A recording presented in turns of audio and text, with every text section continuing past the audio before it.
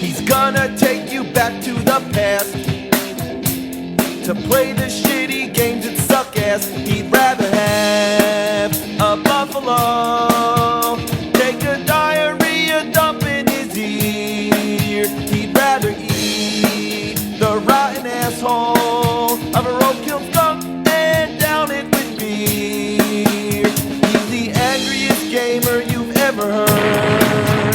He's the angry Nintendo nerd. He's the angry Atari Sega nerd. He's the angry video game nerd.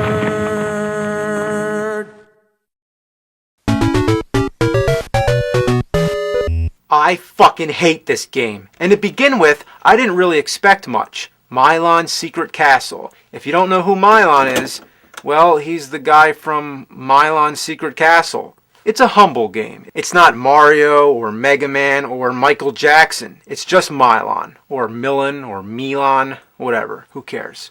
So it may not be one of the most famous NES titles that everybody owned in their collection. No, this was the kind of game you rent from the video store one weekend. You play it for about 5 minutes, you get stuck, and then your whole weekend is wasted.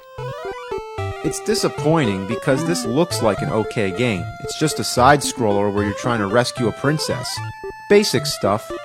The first thing that bugs me is the weapon. Why bubbles? Why not a sword or magic lightning bolts or fireballs or a gun or undefined pixelized pieces of shit? Fucking anything but bubbles. What is this game for little girls? Besides, they suck. They have a short range, and they always point up at an angle, making it hard to hit their mark, unless you hold the D-pad in a weird way. It's hard to explain. The control isn't the worst I've experienced, but it feels stiff. As soon as you release the D-pad, Milon stops dead in his tracks. He doesn't gain momentum the way Mario does, for example. So, less than 30 seconds into the game, you come to a point where you can't go any further. You can jump till the cows come home. You will not get up there.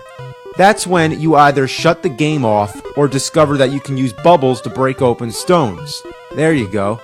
You also have to break stones to find money, keys, doors, everything.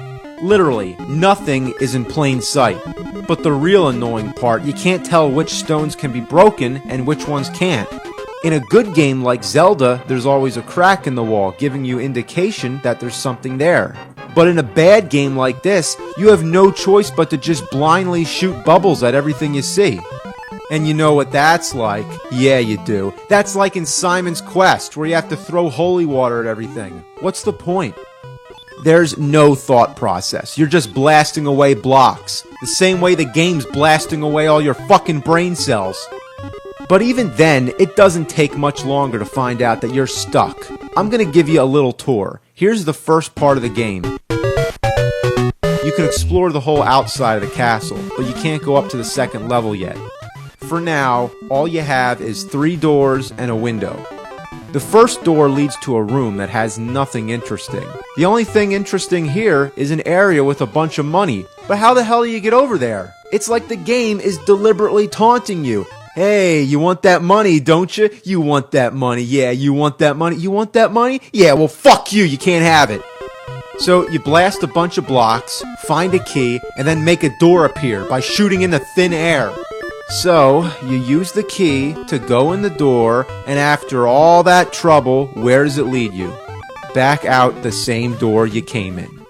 So the whole point of that first door is a complete waste of fucking time. The second door is a shop. There's only one item for sale, shrink potion. Shrink when you touch the glove. What glove? Oh, this glove? A fucking boxing glove that makes you shrink? Sure, whatever. Then he also gives you hints, like a crystal has mysterious powers, and find a saw. Okay, so how does that help me? Now I know I'm looking for a saw. Obviously, if I find something that resembles a saw, I'm gonna get it anyway. Then we go in the window. Here, there's just an empty room. There's nothing except for a door. And you can't go in the door. Of course. Is it locked? Do I need a key? The game doesn't even have the courtesy to let you know. A little message would be nice. The third and final door leads to another room. I'd like to point out here that once you enter a room, you can't go back out. So basically, you're trapped and have no choice but to persevere.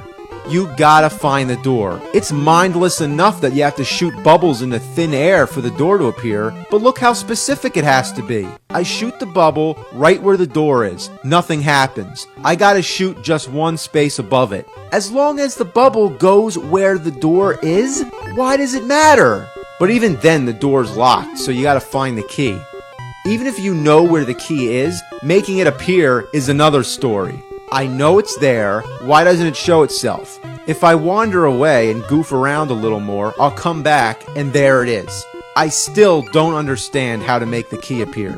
Basically, what the game is telling me, in order to get the door and key, you just gotta waste enough time. Then where's the door lead? Right back out the same fucking door I came in. Well, if the whole objective of that room is just finding your way back out, why couldn't the exit just be where I started to save all the trouble?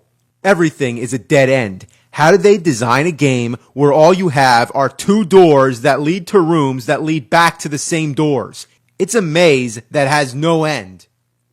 So that's when you need the power. Nintendo power. It's like you want to know how to beat the game? Well, you gotta buy our magazine, you dumb little shits. This is the classified information section. Usually this is all about cheats. Golgo 13, stage select, spy hunter, start with all weapons, Wizards and Warriors, bypass the wizard, Mario 2, shortcuts to Birdo, Milon secret castle, getting started. That's not a cheat. That's just how to play the fucking game. The basic rules of the game needed Nintendo power. That is some fuck. So here's the deal. That empty room, you gotta fight a demon. The demon doesn't appear until you get the spring shoes, which will also help with those hard to reach places. But where do you get the spring shoes? First, you shoot out these blocks. Then you push the one block that doesn't break. That alone is almost impossible to find out. At first, you don't realize that you're able to push the block because it takes like 3 seconds to happen. And it doesn't look like Milon's pushing, he's just running against it. But that's not all. Then you have to shoot the empty space where the block used to be. A secret door appears, and in there you can buy the spring shoes. How can it be a secret if it's something you absolutely need to do in order to advance with the game? You gotta explore every last inch of the whole castle. If you break it down to every space that could possibly be a hidden door, that's about 240 spaces per screen. And if you count all the blocks that could be in need of moving, let's say 120. And it's roughly 4 screens per room. That's a total of 2,880 bubbles you gotta throw just to get through the first level of the castle. Wow. So once you have all the items you need, you go back to that empty room, and now there's the first boss. This is when you start to realize how fast your energy can be drained. In most games, when you get hit, you blink, becoming immune to damage for a brief time. But in this game, you can be killed almost instantly. When you beat the boss, an orb comes down. What is this, Castlevania? Do I gotta throw an oak stake at it? So then you advance to the second level of the castle. Here, the mystery and confusion only accelerates. There's a well that's totally dark and a room that's full of deadly fire.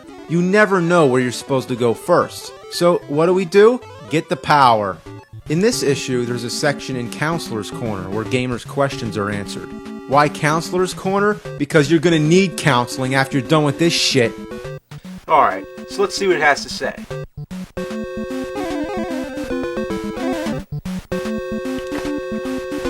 What the hell? I was just standing outside the castle minding my own business when lightning bolts started coming down. Isn't this supposed to be the safe spot? Imagine if any other game had that. If you're like on the overworld or map screen, and then all of a sudden shit starts attacking. At least it has a pause feature. So you need a lantern to go through the dark room. You need a fireproof vest to get through the fire room. You gotta go through secret walls, some of which require shrinking in size. Now I'm really losing my patience. This princess can go fuck herself. So here's the second boss. Looks like a giant turd that's been run over by a steamroller. Alright, come on, you piece of shit. Ah, fuck, I'm dead. What? The title screen? Oh, come on, you gotta be able to continue. What? You go back to the beginning? No continues? No extra lives? What is this? You die one time, you go back to the beginning of the game? That is the greatest offense to the world of gaming. And you don't even start with full energy. Like, at least have one or the other. There's gotta be a code. Let's check this out.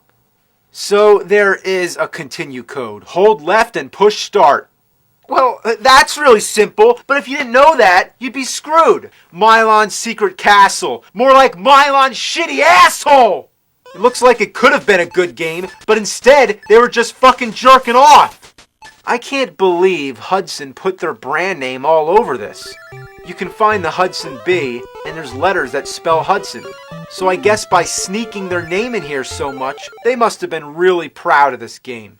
And so am I, because it killed more brain cells than I could possibly imagine. The whole game is based on secrets, but there's a difference between secret and just fucking impossible! Fuck this game!